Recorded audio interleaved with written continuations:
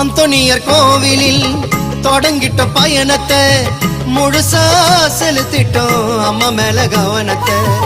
எங்கள் ஆசை நிறைவேத்த தொடங்கிட்ட பயணத்தை அழகா பார்த்தோமே அடையாறி சொருவத்தை. அங்க கூடும் ஜனங்க ஜபத்தை சொல்லுது, அந்த சந்தோஷத்துல அலையும் தொல்லுது.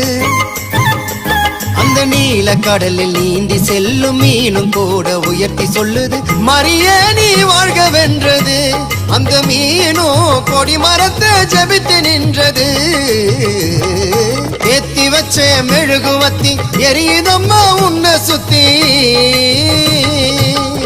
அருள் நிறைந்த மரியே வாழ்க, கர்த்தரும் உடனே பெண்களுக்குள் ஆசீர்வதிக்கப்பட்டவர் நீரே.